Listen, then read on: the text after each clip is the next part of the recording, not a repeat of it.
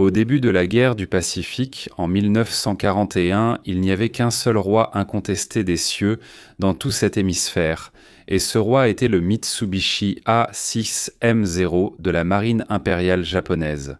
Mais, seulement 2 ans plus tard, les Américains avaient complètement renversé la balance de la guerre aérienne contre le zéro. Un retournement si irréversible qu'il a anéanti toute capacité de combat de cet avion.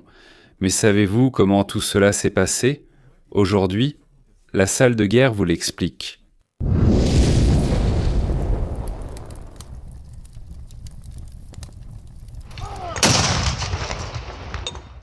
Avant de commencer, je veux inviter ceux qui souhaitent élargir leur collection de Militaria à jeter un œil à ce Tropenhelm de l'Africa Corps. Ces couvre-chefs tropicaux étaient utilisés par les puissances européennes au début du XXe siècle dans leurs colonies, principalement en Afrique mais aussi en Asie. Cette version que la salle de guerre fait gagner a déjà fait partie du décor de la chaîne, et c'est la version Tropenhelm utilisée par l'Africa Corps allemand entre 1940 et 1941. Ce petit avion que vous voyez à l'écran maintenant est le Mitsubishi A5M, baptisé Claude en Occident.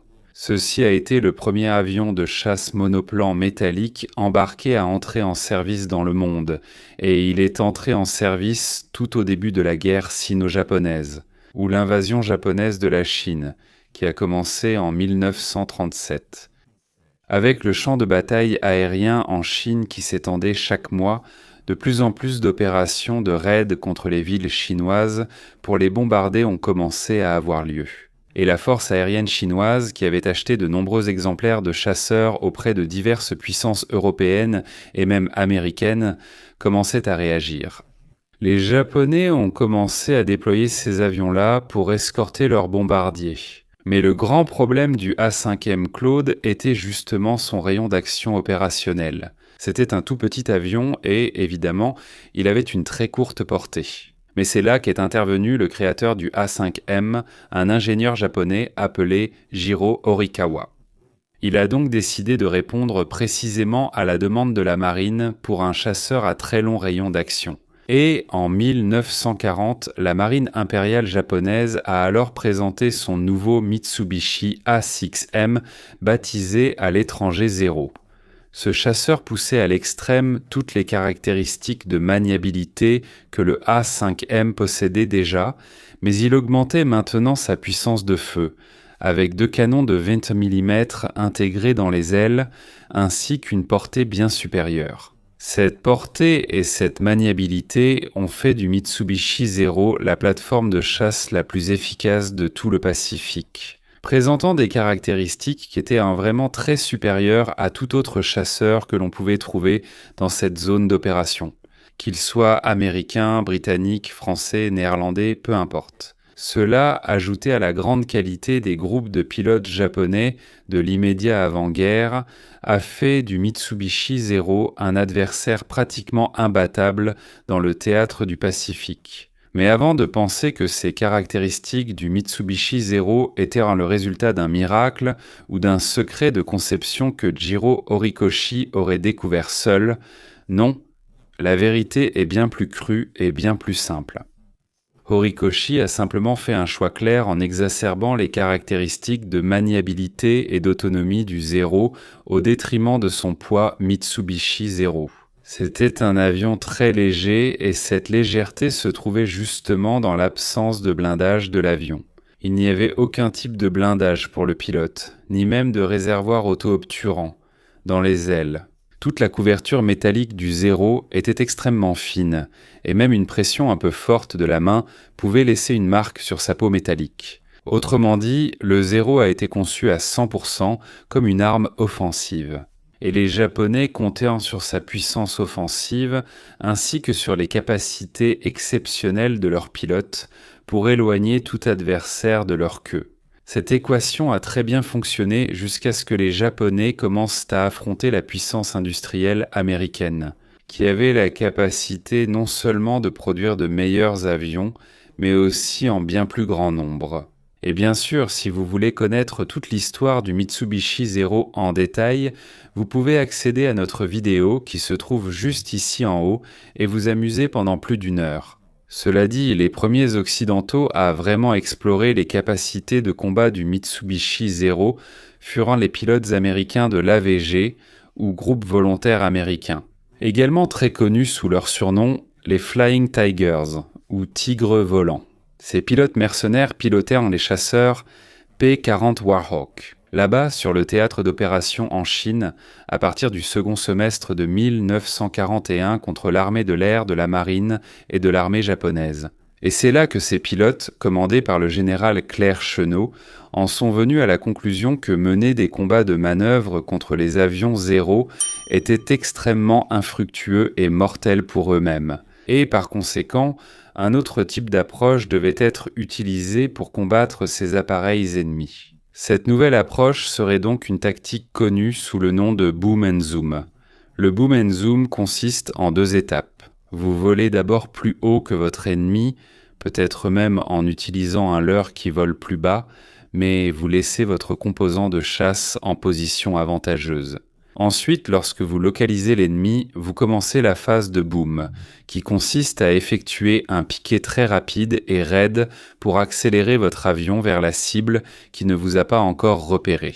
En venant donc de haut en bas, vous croisez la cible, effectuez votre tir en lançant vos rafales qui doivent être précises, et abattez l'avion.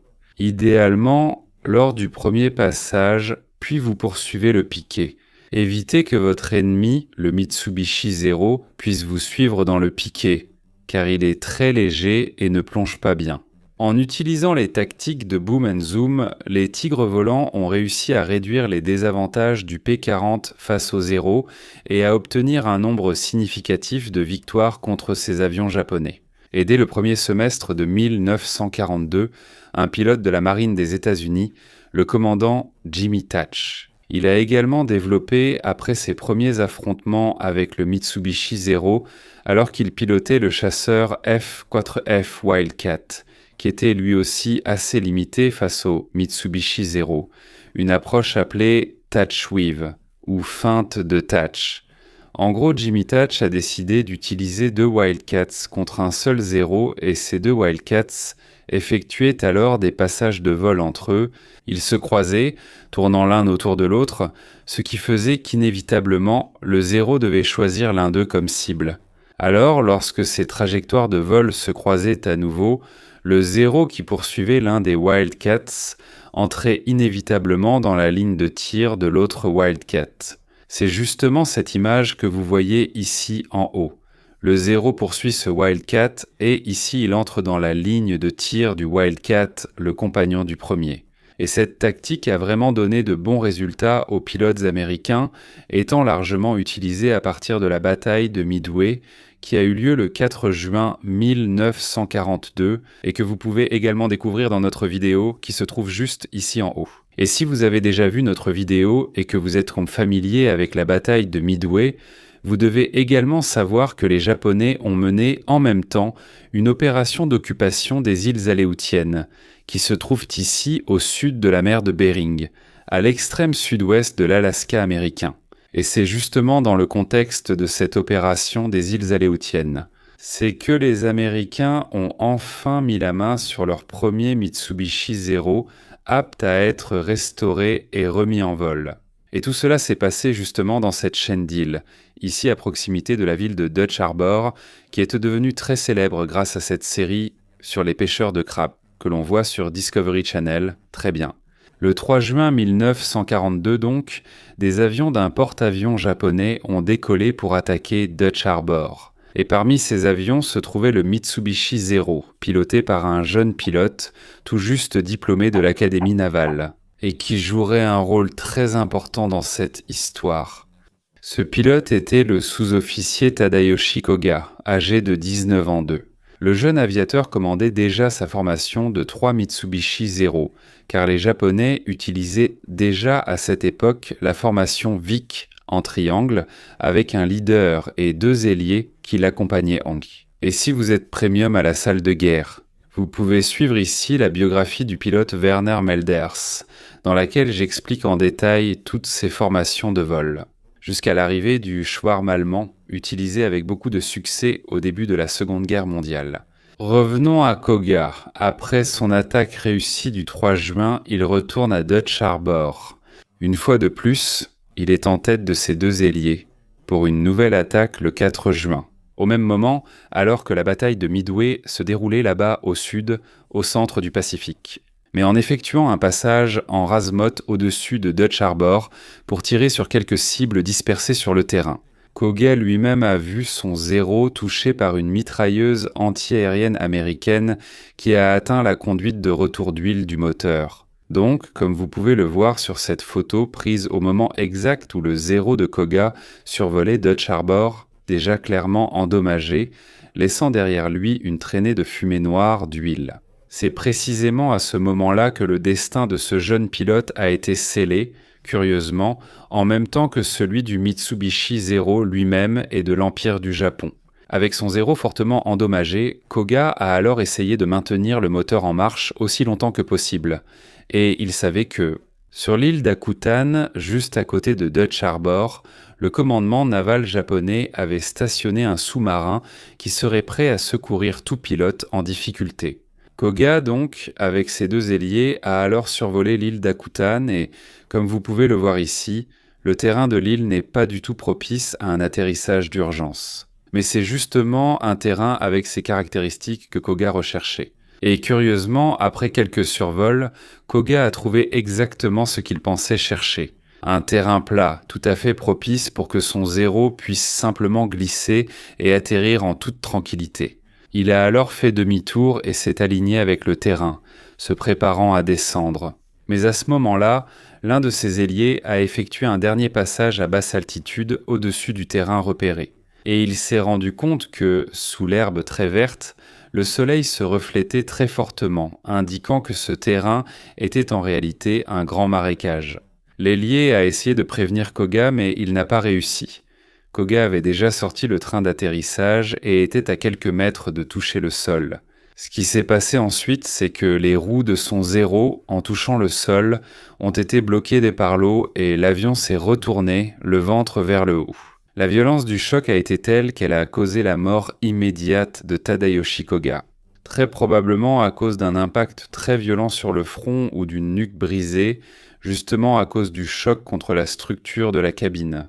Mais malgré sa mort instantanée, son chasseur est resté largement intact et est demeuré de cette façon intouché pendant un peu plus d'un mois. C'est le 10 juillet 1942, un peu plus de 35 jours après la chute et la mort de Koga, que le pilote Bill Tease, vous le voyez ici, à gauche de la photo, commandant d'un PBI-5 Catalina. Un hydravion de reconnaissance à long rayon d'action américain survolait l'île de Yakutan. Par hasard, lorsqu'un de ses mécaniciens, installé dans les grandes bulles d'observation situées sur le fuselage arrière des Catalina, il a fini par apercevoir ce Mitsubishi Zero blanc, le ventre en l'air, au milieu de la végétation basse de l'île. Bill Tease est donc retourné à Dutch Harbor à informer son commandant que ce zéro semblait apparemment intact et, le lendemain, il est retourné sur l'île pour vérifier l'état réel de l'appareil. À leur arrivée, les Américains ont confirmé que le zéro de Yakutan était entièrement récupérable, et beaucoup disaient qu'il pouvait facilement être remis en état de vol. Depuis l'attaque de Pearl Harbor, les commandants américains étaient impatients de mettre la main sur le Mitsubishi Zero. Mais tous les avions qu'ils trouvèrent sur le champ de bataille étaient terriblement endommagés, bien au-delà du point de récupération. Et le zéro de Yakutan, posé là par Tadayoshi Koga, représentait alors une opportunité unique pour eux. La première équipe de récupération menée par Bill Tease sur l'île a simplement réussi à retirer le corps de Koga du cockpit et à l'enterrer sur une colline adjacente à l'avion. Le lendemain, ils sont revenus avec plus d'hommes pour tenter de sortir l'avion du marécage. Cette deuxième équipe, cependant, s'est rendu compte qu'il fallait du matériel lourd pour retirer l'avion de là avec le plus grand soin possible. Et ce n'est qu'au cours de la troisième expédition, qui a eu lieu en juillet, que les Américains ont soigneusement retiré le zéro de son lieu de repos. Et cette image ici nous montre le zéro de Yakutan, dans son état brut, tel qu'il a été retiré de cette flaque de boue. Regarde ici, l'avion est largement intact, vraiment. Cette photo montre que les Américains ont donc retiré le moteur et l'hélice du chasseur pour le transport. Cela montre clairement que le principal dommage à l'avion s'est produit ici, sur le stabilisateur vertical. Ah, on voit aussi que les ailerons avaient déjà été retirés. À ce stade, les ailerons sont des structures très fragiles. Donc ils avaient probablement déjà subi des dommages plus importants et ont été mis de côté séparément pour ne pas être endommagés davantage.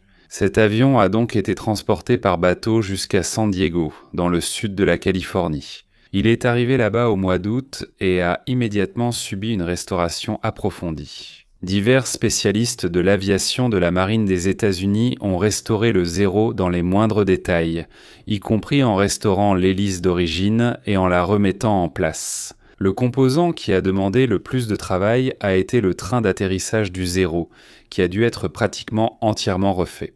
Et pendant tout ce temps, le Zéro d'Akutan a été gardé par la police militaire 24 heures sur 24 afin d'éviter que l'avion ne soit vandalisé par quelqu'un. À la recherche d'un souvenir, enfin, et les Inomarus, les boules rouges, les meatballs japonaises, qui identifient de leurs avions sur les ailes, ont été repeintes avec des disques bleus ornés d'étoiles blanches, les marques d'identification de la marine américaine. Et, le 20 septembre 1942, le pilote Eddie Sanders a décollé pour la première fois avec le Zéro capturé sur l'île d'Akutan. Jusqu'au 15 octobre, Eddie Sanders a effectué pas moins de 24 vols, poussant ce Zéro à la limite de son enveloppe de vol.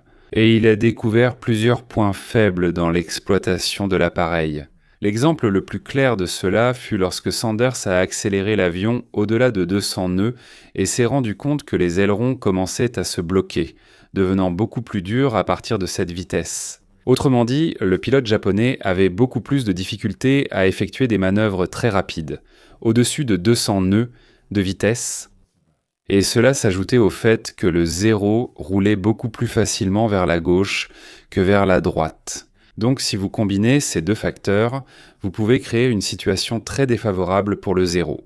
Si vous accélérez le combat au-dessus de 200 nœuds avec des virages très serrés vers la droite, et celui qui a suivi ce processus en personne, dans les moindres détails, n'est autre que ce gars ici. Roy Grumman, le propriétaire et ingénieur en chef de Grumman, le plus grand fabricant américain de chasseurs navals, Roy Grumman testait à ce moment-là le premier prototype de ce qui allait devenir le successeur de son F-4F Wildcat. Le nouveau F-6F Hellcat et les informations obtenues par Ed Sanders dans le cockpit du Zéro d'Akutan ont été essentielles pour qu'il modifie les configurations du nouveau Hellcat, pour que ce nouvel appareil devienne définitivement un tueur de Zéros. Les nouveaux Hellcats de Roy Grumman devaient donc être extrêmement maniables et également capables d'effectuer ces manœuvres à des vitesses supérieures à 200 nœuds, et tout en offrant ces capacités, ils devaient également maintenir un haut niveau de protection blindé pour le pilote.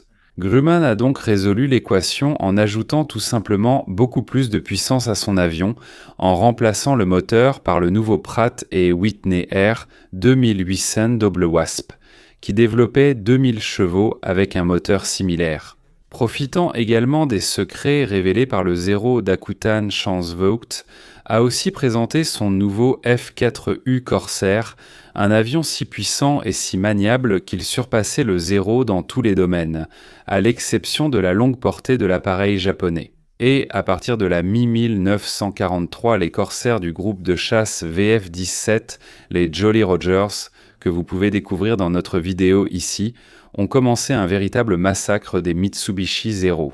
Et plusieurs autres unités s'y sont ajoutées dans les mois suivants, représentant un tournant totalement irréversible pour la marine impériale japonaise. Et alors que la guerre entrait dans sa dernière phase, là-bas aux États-Unis, le Zéro d'Akutan a circulé, a parcouru le pays, étant montré au public comme un grand trophée de guerre. Effectuant de nombreuses autres séries de vols, de tests, pendant les années suivantes, jusqu'à être tragiquement perdu dans un accident opérationnel en février 1945, bien qu'il ait été complètement inutilisé. Après cet accident, de nombreuses pièces du Zéro d'Akutan sont toujours préservées, exposées dans divers musées à travers tous les États-Unis d'Amérique. Voilà. Je serai ton guide et je t'attends là-bas maintenant. Dis-moi, Alors connaissais-tu déjà l'histoire du Zéro d'Akutan et comment les Américains ont réussi à vaincre le Mitsubishi Zéro pendant la Seconde Guerre mondiale? Dis-nous dans les commentaires. Si tu as aimé cette vidéo, partage-la avec tes amis et mets-nous un pouce bleu. Et n'oublie pas de t'abonner à la salle de guerre pour ne rien manquer. Je m'arrête ici. Merci encore pour ton audience et une grande accolade de la salle de guerre.